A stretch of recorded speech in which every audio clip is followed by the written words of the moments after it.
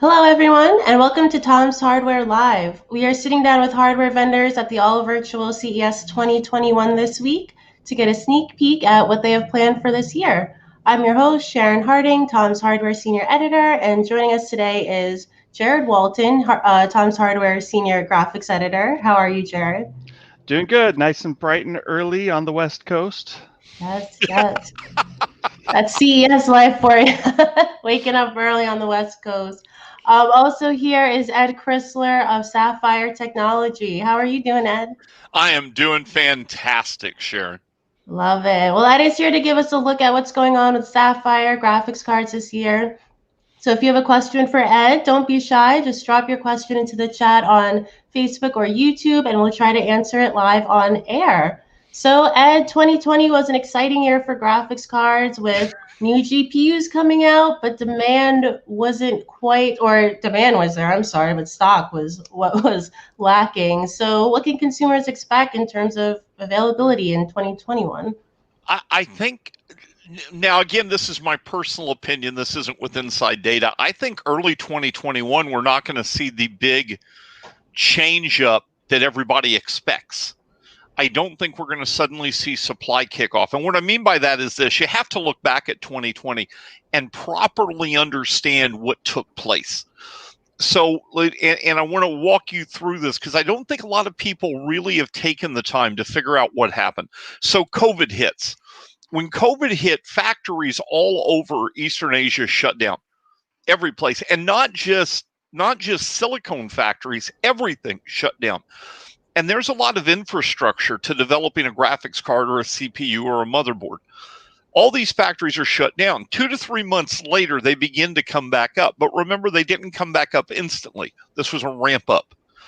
And they still had back inventory to fill. So you had the problem that the factories weren't able to get the infrastructure that everybody needed to be able to produce the products that everybody wanted to produce or were asking for. Now, if that had alone been the problem, I think we'd have seen a resolution by now, but that wasn't the only problem. Problem two, shipping completely got decimated through most of last year. And the reason for that was 50 to 60% of all shipping was required to be held over for medical supplies. So now you've got less volume to ship stuff in. Everybody's competing for that shipping space, and the price went up. Again, just those two issues, we'd probably be okay. But then another issue comes into play. And the other issue that comes into play is a drastic shift in the nature of the way the PC market worked in the home user market. Now, not just PC gaming, I'm talking generality, the home user. In 2019, the home user market was really facing some tough times because a lot of people were getting by with their cell phones or tablets. That was enough. They were able to do what they needed to do.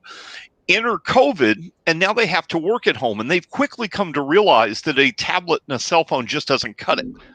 So the whole PC market demand increased drastically. Okay, you begin to see this. There's a snowball effect taking place that really killed supply. So you have this happening. You have PC gaming take a rapid growth. At this point, PC gaming is equal to or surpassing television and movies and music for entertainment. So there's a rapid growth there and a much higher demand than normal. And then we end the year with the joy. Here comes mining booming again. So it was the perfect storm in 2020. It just decimated the supply chain, and I don't think we're going to see a quick recovery to that. I don't think we can see recovery to that. 2021, it's going to get better, and by the end of Q1, I think we're going to really begin to see things improve, but it's not going to be the rapid turnaround everybody was hoping for. Jared, I know this is an area you've been watching and covering a lot. What's your take? I mean, yeah, everything Ed said is totally true. There's other factors too, like with the working from home, like you need a good home computer, right? But if you've got kids, you don't just need one home computer. I'm Exactly. lucky. Like I have, you can see a couple PCs behind me, just chilling out there. That's a Ryzen 5900X on the one side and a 10900K on the other, and I've got my two 9900K test beds. I can supply my kids with a PC that they can work from as needed. But I've got friends and family. They're like, "Hey, we need another laptop." Or actually, I come from a big family. I'm one of 8 kids, and my wife is one of 8 kids as well. There's a lot of nieces and nephews, so I have brothers and sisters who are calling. They're like, we don't just need one laptop, we need 2 or 3. And the schools actually generally provide a Chromebook, but let's be honest, Chromebooks kind of suck. I don't know and if I've you had can them get say through. exactly that. Like, Well, I had. This is a realization that's hitting, again, a lot of families. A lot of families were getting by with one PC. And I'm sorry, if you've got a couple of gamers in a family, one PC is just a fight waiting to happen. Yep. It's who's getting to play the game when. My son has a PC, my wife has a PC, and I actually have 3. But that's because I've got a gaming PC, a work PC, and a test bench. But there are a lot of families that just don't have these multiple PCs, and they're starting to look for how to get these multiple PCs. There's a huge demand. And laptops have been like, that was my advice to most of them. I'm like, laptops aren't really upgradable, but they're really easy to acquire. Like, you go to Costco, you go to Walmart, you go to wherever, and you can usually find something decent for $500-600, especially if you're not worried about gaming, which right. A lot of people weren't for school purposes, so you could get by. But yeah, it's the whole demand just skyrocketed. And then, like, you can talk about the other side of the supply chain is TSMC has been, I think it's fair to say, a huge bottleneck, because you've got AMD making their Zen 3 and RDNA 2 chips on there. You've got Apple is chewing up a ton of wafers there for their latest iPhones and tablets and M1 and all that. I guess some of those are actually on 5 nanometer now. So, but anyway, Apple's eating a lot of wafers. NVIDIA's doing GA100 for the data center and supercomputers. That's a huge chip. So even if you're only doing, tens of thousands of GPUs, that's a lot of wafers. And then consoles, right? So, I've heard rumors. TSMC doesn't tell people this, and AMD's not saying either, but there's a rumor floating around that said, of AMD's wafer allocation at TMC, so I don't know how many wafers TMC does a month, say 200,000 or whatever, AMD only gets part of that because TSMC has all these other customers. Well, one rumor says AMD was using 80% of its wafers just on the 2 consoles because they had to meet Sony and Microsoft requirements that they probably had contracts for. And then, do you make big GPU chips, or do you make small Zen 3 chips? Well, the Zen 3 chips sell for as much as a GPU, and they cost far less to produce. So, there's all of that adds up. And so what do you think? Like, Q2 we'll start seeing prices start to come down, Ed? We would hope so. I'm not gonna try to pull. We're gonna hold you to this, gun to your head. That's why I'm not gonna try to pull out a crystal ball on this. There are so many variables in this. There are just so many possible things that can take place. I mean, today we just watched Bitcoin begin to dip really hard. Depending on how far the dip goes, we may see the mining bubble burst quicker than we thought, in which case the pricing will stabilize and supply will get better quicker. If the Bitcoin pricing stays up, the mining, there's just no way to know. We don't know what's going to happen. It's been a dramatic year, and everybody, I was amazed how many people on the internet thought 2021 was going to hit, the clock was going to tick, and suddenly the world was going to get better. No, it's all still the same. So we're still in the same. Sorry, were you guys surprised to see crypto mining, start coming back recently? I mean, a little. Like, it's weird. Like, instability seems to foster more people wanting to buy cryptocurrencies. But I mean, I did Bitcoin way back in the day. I think I did some in 2011, and Man, if I had just held all of that Bitcoin, I wouldn't be here right now. Uh, do you want to cry a river with me here? Oh God, yeah. I probably sold over 2,000 Bitcoins in 2011 at an average price of between $2 to $4. Well, I mean, I can Because even it go paid back. for power and then made money on the side. So It's not just Bitcoin. I remember when AMD was selling stock for $1.50. Yep. And I really thought about investing $1,000 into it just because I believed I knew they were going to recover. They had to, or the market was just going to be decimated. And of course, I didn't, and I kicked myself. Bitcoin's the same thing. Surprise? No. Bitcoin, and I've actually done a couple of discussions on this. Bitcoin's here to stay. Okay, cryptocurrency isn't going anywhere, but it's bubbled. It's going to be, you're going to have times when it's really profitable to use a video card in your home and make a little extra money on the side and put it away. And then you're going to have other times when it just isn't worth the effort. And Yep. it's going to be that way. This is the reality we live in. Like it or not, it's the reality we live in. I actually asked a question of people on Twitter and Facebook. Are they mining on the side right now? And I was amazed how much hate I got for asking that question, by the way. Never be surprised about the amount of hate you can find on Twitter. But it's not like I'm taking hardware away from other gamers. This is just stuff I've got.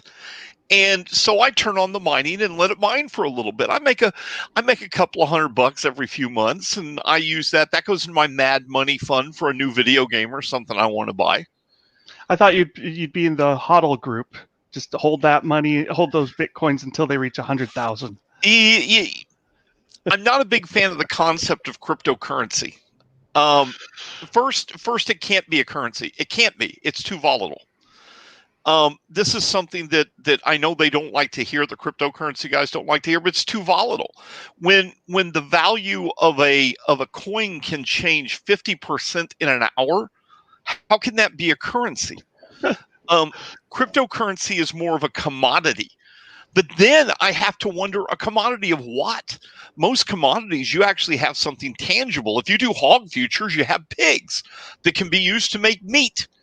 Okay, if you do wheat futures, you have wheat that can be used to feed animals or feed people. You have a real tangible thing.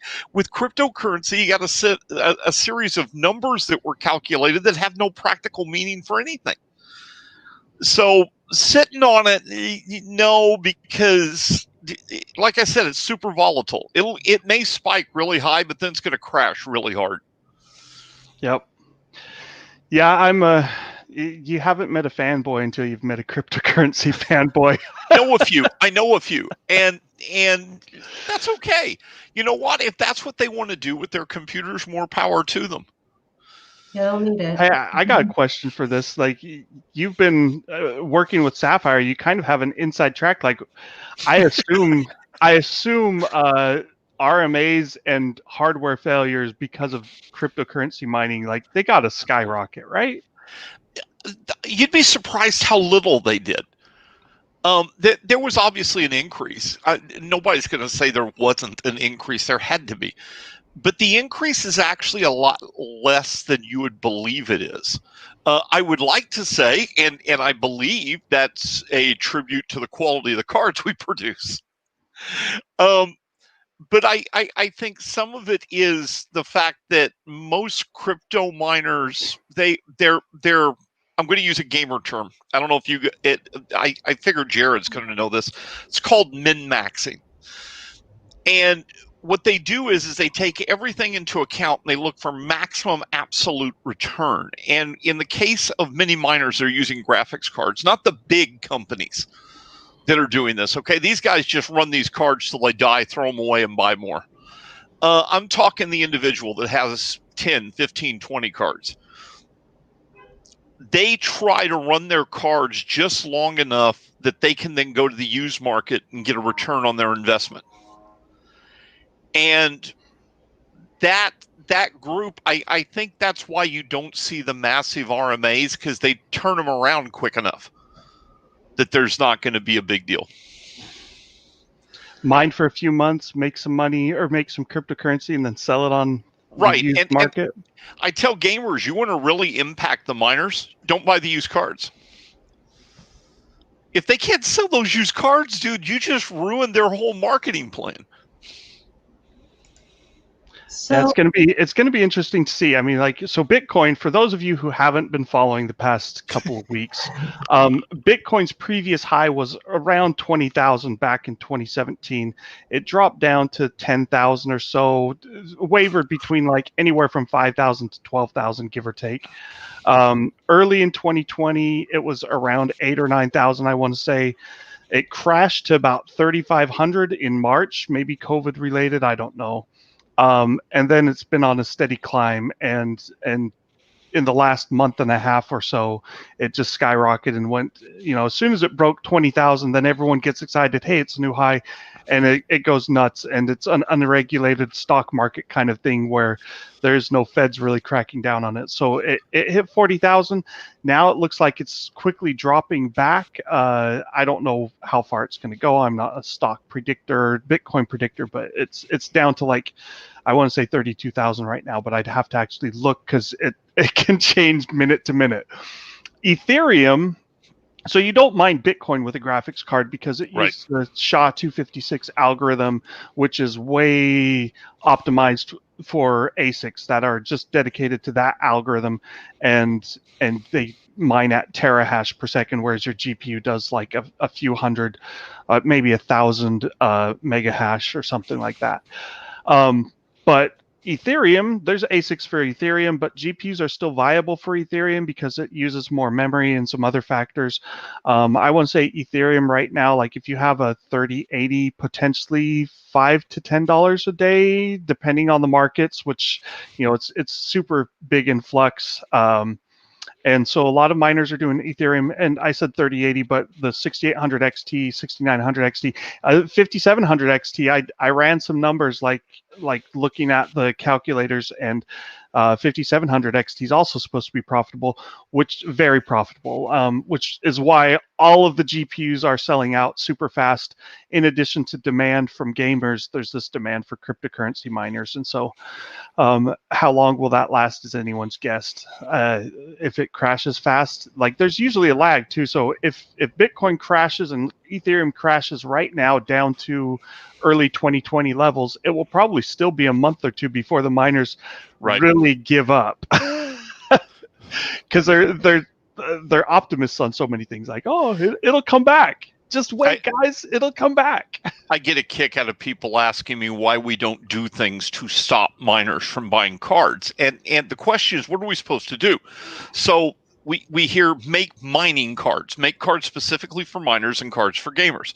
Well, that sounds like a really good idea, except that means the allocation of GPUs that we have available to us, we've now had to split, which means less are made for gaming specific cards. They don't understand that the miners, once they've bought all the mining cards, are just going to buy all the gaming cards anyway. And the gamers can't buy a mining card and do anything with it. So that doesn't work. Then there was the discussion of, couldn't you put in software or hardware that wouldn't allow it to mine? Yes, you could. You could put in software or hardware that monitors the usage of the card, and if it's being used to mine, it reduces its power by, say, 50%. Okay, that sounds like a good idea, except how many gamers want us monitoring what they're doing with their video card? Okay, so there becomes privacy concerns. There are all these ideas about how to solve this, but at the end of the day, there is no solution. There is no solution, because at the end of the day, the retailers, and that's who we sell to, by the way, Sapphire doesn't sell directly to the public. The retailers are going to sell to whoever has the money to pay for it. Yep. They don't care how it's used. Yeah, and honestly, I don't want Big Brother coming by my house to look around and, hey, you've got a few too many 3080s and 6800 XTs in here, Jared. We're going to have to take you away. The mining police. Yeah. And Greenbits is saying the solution is to make more cards. You know what? That sounds really good, but how many's enough? How many's enough? Okay, so let's say we up 20%. Are miners still going to sell out everything, buy out everything? Because if they do, that's still not enough. What if we up production 50%? Well, at what point is enough? Now, here's the other problem. You can't just suddenly say you're going to up production, because there are schedules to these factories. As you pointed out, the chip making. AMD's only got so much production capability at the end of the day, and they've scheduled well in advance what the production's going to be. Just suddenly turning up the spigot isn't as easy as people think. It takes months for the spigot to be turned up. And then by the time you did it, has it crashed so the demand isn't as high and now you're sitting on a bunch of product?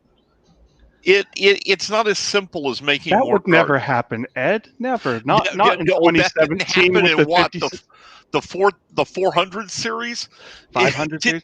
Yeah, like if anyone wants to know why RX 570 was selling at $120, $130 for 2 years, it's because AMD boosted production massively on those chips because miners were buying so many of them. I mean, RX 570 launched as a $200 card. And for a while in 2017, it was selling at $400, $500.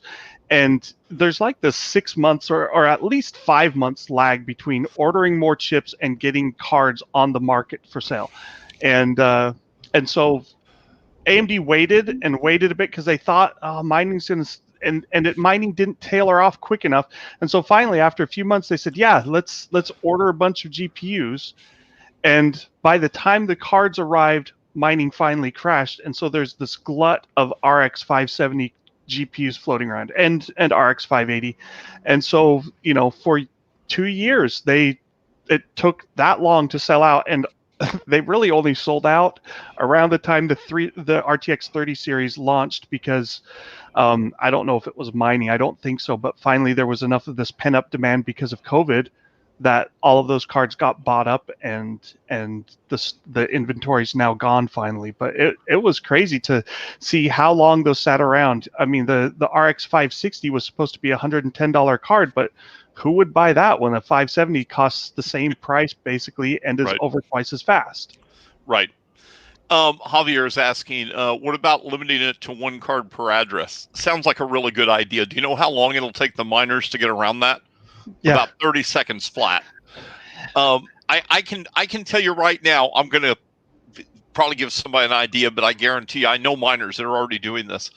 You can go down to your UPS store and you can rent multiple addresses for delivery, and it's relatively cheap. And so you could buy 50 cards and send them to 50 different addresses, but they're always all going to the same physical location. That's not like a PO box. What do you mean by rent the address? Well, you can not just a PO box. You can rent the address, as in using it for shipment of packages. So a PO box is essentially what you're doing, but it's not hard to do it. And as Greenbits points out, they'll have their friends ask them to do it. It's not hard to get around 1 per address. Yeah. It's kind of like I laugh because I've got a son who talks about hackers in games. He's 10 years old and he has all these great ideas to stop the hackers. And he's like, when I find a hacker, I'm going to do this. And I'm like, son, I'm sorry, but they're already trying to do that. And it's an arms race. In multiplayer games, the hackers are trying to beat the cheat protection, the anti-hacker stuff, and it goes back and forth, and it's like it'd be the same thing with the retail market. And ultimately, like Ed said, your retail outlets, Best Buy doesn't really care whether they sell a card to a miner or a gamer. Yeah, they don't ask. I think Best Buy did implement a 1 per address thing on the cards that they're selling, but it doesn't matter, like especially when you can't buy a card anyway. For the most of us, I mean, they're selling out so fast, so it's going to take time, and it's a mess, and it's ugly. I'm looking here. There was a comment that I just saw a minute ago, and I was going to comment on it. Now I don't see it. Never mind. Well, yeah, if you haven't put in a question already, definitely put it in. Ed is definitely open to share. Oh my God, I love doing AMAs. I get some of the wildest questions. I got some good questions for you, Ed. And you don't have to answer if you can't, but like, can you talk at all, like from Sapphire's perspective, what's the ratio of like 6800 to 6800 to 6900 XT cards?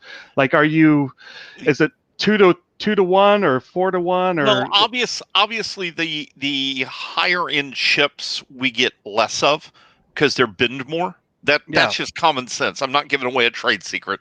That's the same for everybody. They're binned more. So sales ratios don't really work correctly, especially right now when literally everything, the minute it shows up at Amazon, the minute it shows up at Newegg, it's gone. So it's really hard to give a ratio. It's not like back in the old days when we could sit down and say, you know, the Pulse sells a little better than the Nitro Plus. The mid-range cards are selling a little better than the high end. It's hard to give that perspective today when everything sells. There's no way to really put that perspective in. I was thinking more along the lines of like supply. Like obviously not every Navi 21 chip AMD gets from TSMC is going to be fully functional as an ADCU RX 6900 XT. So I was just wondering, like, do you have any insight? Like, it's kind of getting at yields, but we don't know for sure. I'm just wondering, like, do you typically sell like 4 times as many 6800 XT as 6900 XT, and then like 4 times as many 6800s, or is it just like it kind of feels like 6800 XT is a sweet spot, but the others still the exist. truth is I really don't deal too much in the sales end. My job is to get out with the community, to work with the community. I do a lot of hardware and software testing. I try to help the tech support team track down issues. I try out the new games. I try to find useful settings for people and give them that. That's more of my push. So I don't have the direct sale numbers. I can tell you this. I've got a 6800 personally. This card's a freaking beast. I'm playing Cyberpunk at really pretty high detail levels, and I'm running around 87, 95 frames per second, right in that range. But no ray tracing, Ed. Oh, ray tracing. Look, okay. Here's my comment on ray tracing and a number of these other so-called must-have features. If you have to go to a still image and zoom in more than just a little bit to be able to see a difference, there is no difference. I see this with ray tracing. They've got to show you these images of things that have like polished reflective surfaces everywhere. I don't know the world you guys live in, but I don't live in a world that's full of mirrors. And you've got to have this level. DLSS, they do the same thing. They want to show you the difference in DLSS, and they stop the game and they zoom in and they look at this picture segment that's like 1/10 of the actual image, and they go, look at the difference when you do this. That doesn't matter because nobody games that way. Yeah, I mean, like in real time playing a game, I'm like, honestly, you turn on DLSS or you turn on most resolution upscaling things, and it's like if it's a strategy game, you'll see the blurriness really easily. But if it's a first-person game where there's a lot of movement, I'm like, I'm sorry, I don't really notice, but I notice the faster frame rates. So, I mean, I can play on 1080p on a 4K monitor, and it's a little less sharp, but it's not the end of the world. Well, because the 4K monitor is an easily divisible factor of 1080p. That's why when you take a 1440p down to 1080, you get that softness of the image because you're getting half pixels in places. I call that temporal anti-aliasing. Yeah, you can actually take, if you take 1440 down to 720, it's actually sharper than 1080p because it's an easily divisible number. It's like going from 4K to 1080. It looks better than going from 4K to 1440. The DLSS stuff, some people are going to fight me on this. I'll tell you the reason I'm going to argue this. We introduced a feature called Sapphire Tricks Boost. I get to plug something of our products now. What Tricks Boost does is it does custom resolutions at scaling based upon the resolution you're at. So you can set it anywhere from 95 to 75%. And by the way, it's super granular in 1% increments. And when you scale it down and you throw in Radeon image sharpening at 1440p, I can get down to 85% scaling. I can't tell the difference in image quality and gameplay. It's impossible. I can't see it. And unlike DLSS, I've got a lot more control over it. So I can find the level I want to hit to get the performance I want to hit. And it works in almost every game. It's not limited to a few games. So there is other technology out there that's been doing this. I mean, look at it. We've been seeing games for the last 3 or 4 years. We've been seeing render scaling built into games because they understood this, that you could come down a little bit in the scaling and not have an impact to the image quality, a meaningful impact to the image quality, but you could have a meaningful impact to performance. Yeah, and I mean, consoles have been doing this since at least the Xbox One. I want to say the Xbox 360 and PlayStation 3 did that as well, where it's like they do dynamic resolutions where it's like, hey, we're going for 30 frames per second, and if we have to drop the resolution in order to hit that, we will. So, you know, console gamers have been living with it for a long time, and it's not a horrible experience, honestly. Like, I would take a very steady 60 FPS at a fake 4K, you know, where it's like it might be 4K sometimes, it might be 1080p sometimes. Like with dynamic scaling, you could get there, and it's not that bad an experience. Like ultimately, if the game is fun and you're having fun, that's what matters. That's what matters at the end of the day. And the truth is, when you're comparing image quality versus performance, I've discussed. Well, we've been doing image, and I've had this discussion a lot over the last few years. We've been doing image quality wrong.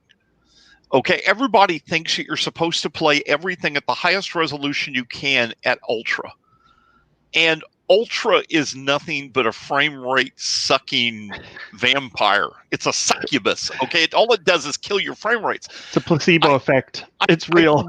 I've never seen a game that I can't take from the ultra setting to the next level down and actually see so much of a difference in gameplay. I'm like, oh my God, my eyes are burning. I've got to rip them out.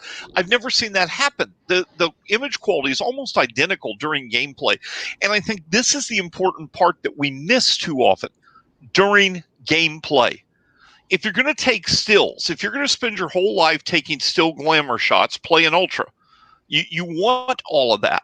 But if you have to stop the gameplay to tell the difference, there is no difference. It doesn't matter because the gameplay is what you're supposed to be doing and having fun. All right, Ed, it looks like we've got a few questions for you. So yeah. Let's see what we can do here. Our first one we'll take from Green Bits. They asked, what is the average ASIC quality of those 6800 XTs? Is it the same as previous cards?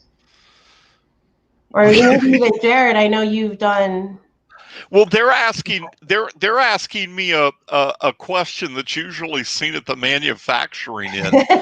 I mean, we're talking binning, basically, right? Yeah, I don't have that kind of information put in front of me. I know the 60. Look, I've had access to 6800 XTs and the 6800s. I still like the 6800 better. I think the money you save is worth it. At 1440p, the game is the card's a beast.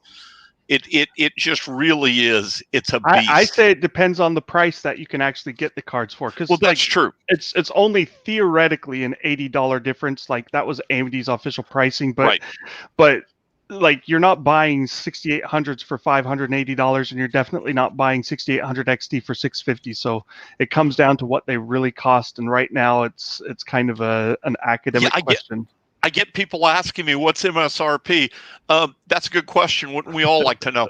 Because it doesn't exist anymore in the world we live in right now. MSRP is fictional.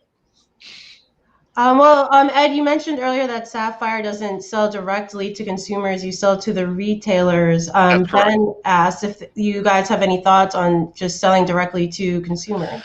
Directly selling to consumers introduces a whole new level of cost. Okay. There is warehousing that has to be in multiple locations. There is direct shipping costs. There are the numbers exponentially go up. If we start selling directly, I hate to say this, we have to raise the price. The price goes up. Now, true, we gain a higher profit ratio, compared to what we gain when we sell into Amazon or Newegg.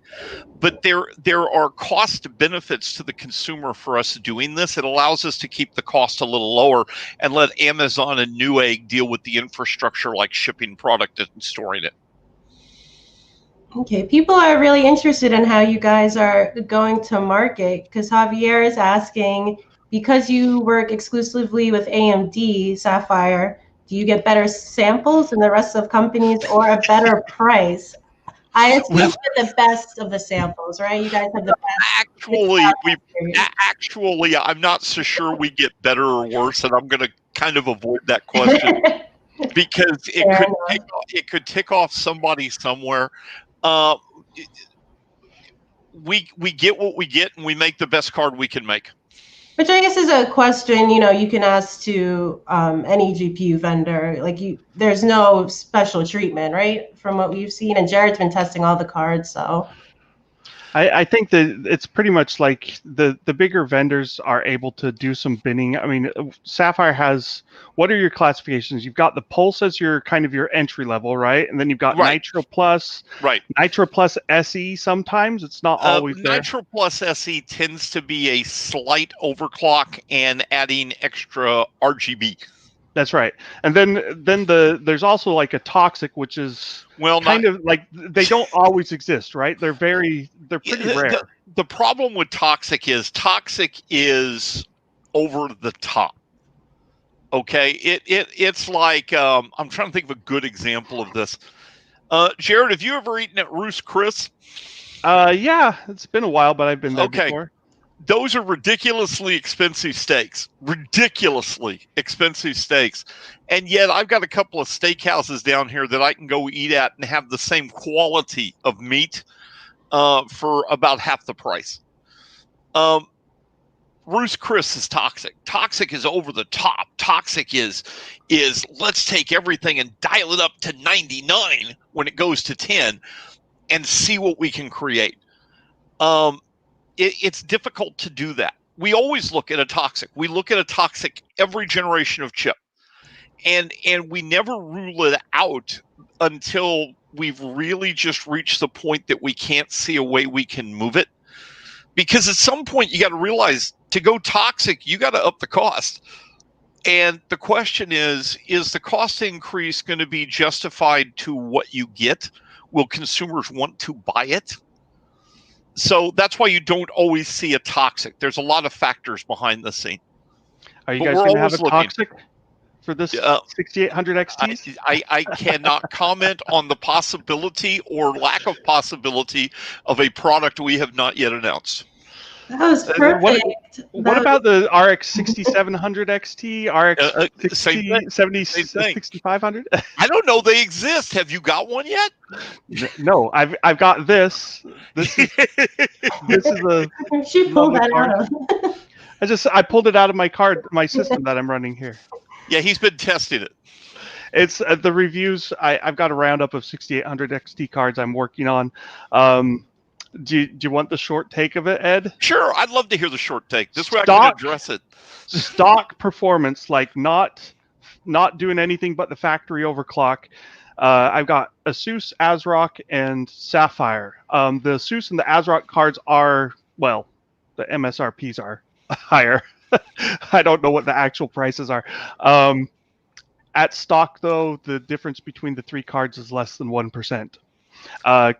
Temperatures are lower on the Asus card because it's got a liquid cooler on it. Well, yeah. But, yeah, I mean, it's like anything with the liquid cooler is going to drop the temperature. So really, it's one of those things where I'm like, the only reason to buy one over the other is, it's going to come down to like your brand preference, maybe aesthetics. So it's like, this is the Sapphire card. I could actually run over and grab the others too, but the ASRock has a lot more bling on the front. The Asus, of course, has the big old water cooler coming off, but I mean, honestly, any of the three cards are good if you want a 6800 XT, and finding one in stock is going to be the delimiting factor, I think. You know what? Well, first, I really like the bling we did, and I'm not talking about the SE. I'm talking about the one you have. Yeah.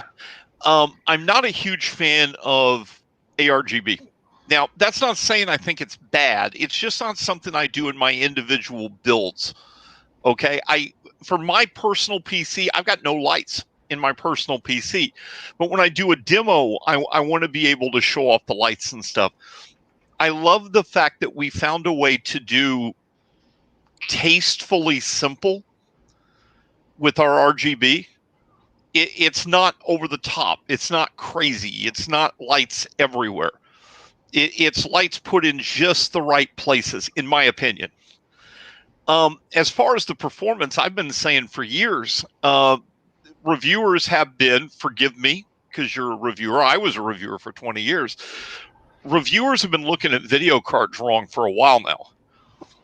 And the reason I say that is this: the difference between a reference video card and the highest factory overclock usually seen is somewhere in the neighborhood of 3%. Yeah, 2 to 3% is what I measured relative to the reference 6800 XT. It's not massive. So if the difference in performance is within 2 to 3%, which for all practical purposes for a PC gamer is a meaningless number, if the difference in performance is only 2 to 3%, then the question has to be raised: why do you buy one card over another? And that's where reviewers have stopped. They stopped reviewing quality of life features. They've stopped reviewing quality of build features. In the case of the Nitro Plus, some quality of life features. First, all 3 fans are quick release. One screw, you can pull them out. That means if you have a fan fail, you can contact us. We can, instead of you sending in your card for an RMA, we send you a fan and you can put it back in. You want to easily clean your system. You want to get down into that cooler and clean your system. Remove the 3 fans. It becomes simple to clean the system. You want to have the RGB easily sync up with your motherboard. We've got a 3-pin RGB cable on the back. You get a 3-pin to 3-pin. You hook it to your motherboard, and suddenly you've got full control of the RGB through software if you choose to. We added a dual BIOS with a third option, a software select. So now if there's some reason you're switching between BIOSes, maybe you're a miner, and you're switching between BIOSes, you don't have to open the computer to make the switch. You go into software, you switch it, you reboot the system, your BIOS has been switched. And then, of course, there's Trix Boost, which allows you to do a little bit of render scaling on almost any game out there and get a performance gain if you needed it at the higher resolutions.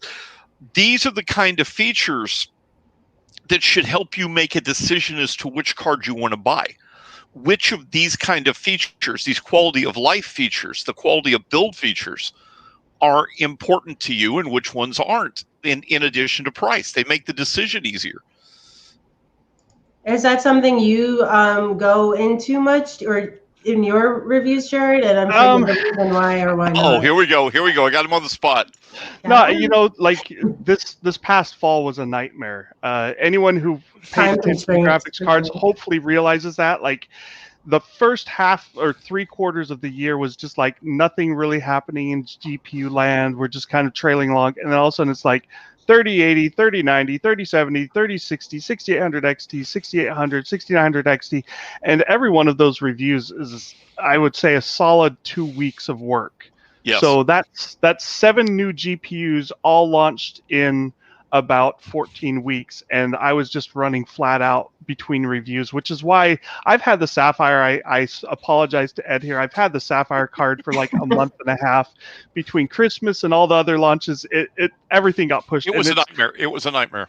And it's not just Sapphire. Like, the Asus and the ASRock are right there with you. I'll get those reviews out. And when I do the roundups, I'm trying to look at the, like, what really differentiates them. And right now it's really hard because all of the cards are sold out. So it's like, well, gosh, like, if you want a 6800 XT right now and you can find one, just buy it, because it doesn't matter whether it's Sapphire or ASRock or Asus or MSI or whoever, because even if you don't like what you get, you can probably put it up for sale to a friend and on Facebook, where you don't pay the eBay 14%, right? You could probably sell it to a friend at what you pay, or maybe a small markup, and then go back to looking for another card. Right. But I do like the ability to swap fans easier is kind of cool. The hard part with fans, I've done enough GPU stuff over the years where if you have a card that's lesser known, a brand that's not really like super widely spread, finding replacement fans that actually fit your specific model can be a pain in the butt. Well, Like especially the way they're hooked up. yeah, Oh my God, cables are snaked everywhere.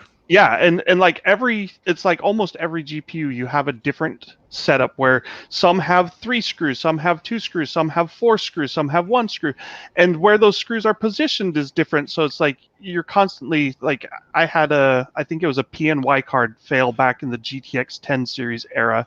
The fan started rattling, and I looked for a replacement and could not find any fans for sale anywhere. I contacted PNY and I said, I just want to buy a new fan.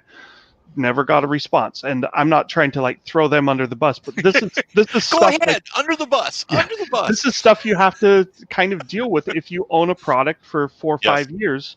Like fans do fail. They've got to be like the number one failure point on a GPU, I would think. They are. The bearings get clogged up, they just get worn out, and they die. I have a monitor in front of me it's an Acer fan with the 4K 144 hertz HDR. It's got a fan on the FPGA G-Sync module because it uses so much power. It needs a fan. The fan is rattling when it turns on in the morning, and it's like, that's super, super frustrating. And I haven't tried to replace it, but something I'd like you to check, because we're kind of proud of this. Check the weight of the cards. I did, and I think I even did a preview of your card where I said, it weighs like, I want to say it weighs like 200, 300 grams less than the reference 6800 XT. Like the 6800 XT is actually a pretty heavy card, and I don't think heavier is actually better. Like, I think of all that weight sitting this way in your slot, I'm like, if it's not better. We're able to cool it quieter. Yeah. So what we're proud of this fact. We made the cooler so damn efficient that it's very lightweight, and that to me is really neat. And if you wonder how efficient it is, I tell you what, because I know we're running short on time, and Javier just asked 2 really good questions. Yeah. Speaking of cooling, right? Yeah. Javier asked first what I think of overclocking. On a graphics card, I think overclocking is pretty much a waste of time. Jared, what's the best overclock you've been able to get out of any of the new generation of graphics cards, performance-wise? What's the performance gain? I think I've got maybe 6 or 7%. 6 or 7%. Okay, and I'm with you, Ed. Like, I'm like, for redlining a card and increasing fan speeds and all the other stuff that you have to do to get these maximum overclocks, I'm just like, if you ran that way for 2 years, I'd be shocked if it didn't fail. Well, that to me isn't the concern. To me, the concern is this: when you overclock a product, you introduce a number of potential problems.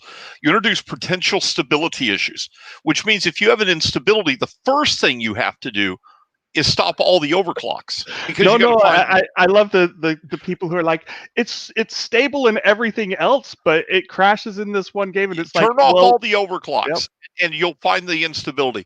You've got that. You've increased the power draw, you've increased the heat, and you've increased the noise to do all of this. Okay, so all of this takes place, plus the time you spent finding the tweak in. And so I'm not a big fan of overclocks, but Javier, I'll go a step further, because I'm going to promote Trix Boost again. I can take Trix Boost, turn it to 90% in 1440p or 4K, and see a 10 to 18% performance boost depending on the game. None of the mess that I have to deal with overclocking. None of it. So I'm getting better performance gains without having an issue there.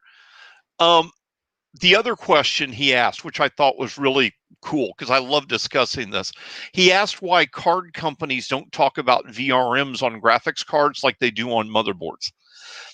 I blame Buildzoid for this. I love the guy. He's a great guy, but I blame Buildzoid for this.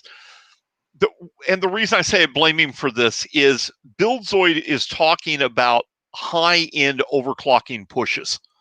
where the VRM quality becomes a huge deal in the performance of the card.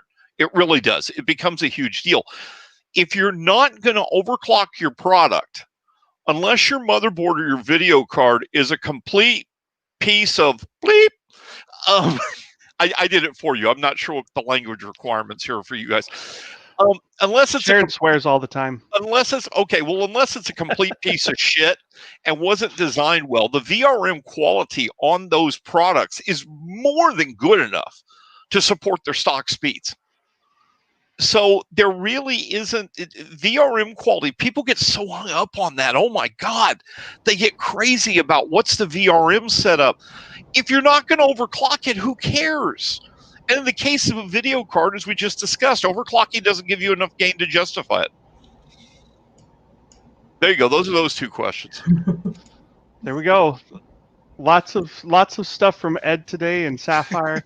I mean, it's been a crazy time for GPUs the past 6 months. It really has, and we're not done yet. I mean, like Ed says, he can't talk about upcoming unannounced products, and like I don't have the hard specs or anything, but we pretty much know.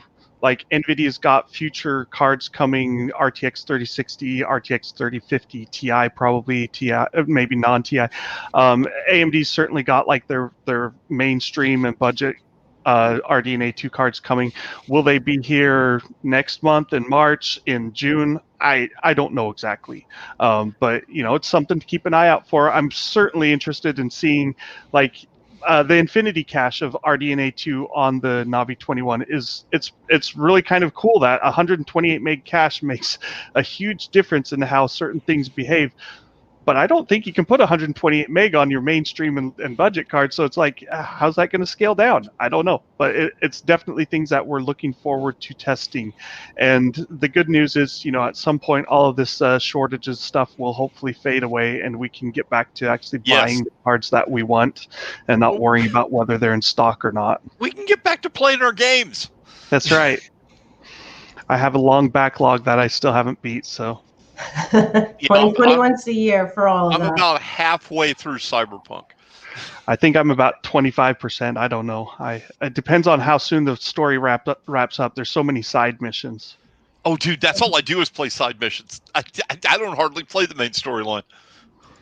Well, I think we got through most of our questions, and we are about coming to the end of our time. But we will be back in just a couple of hours, actually, 4 p.m. Eastern Time, for our next CES live stream, this time with HyperX. So be sure to like Tom's Hardware on Facebook and subscribe to Tom's Hardware on YouTube so you don't miss any of the CES live streams today and throughout the week. Ed Chrysler, thank you so much for stopping by. Do you have any last words for the people on Sapphire? When we can see new cards? First, Sharon and Jared, anytime you want to do this, give me a call. I love always a pleasure, Ed. I love talking to the audience. And the last word for all the people listening, just know that we work really hard to produce the absolute best quality experience for your gaming we can give you. We make sure those feature sets are there so that you can enjoy what you've got. And hopefully your next card will be a Sapphire, because I don't want to eat ramen noodles next week. Well, that's our show, everyone. Thank you so much for tuning in. We'll see you next time.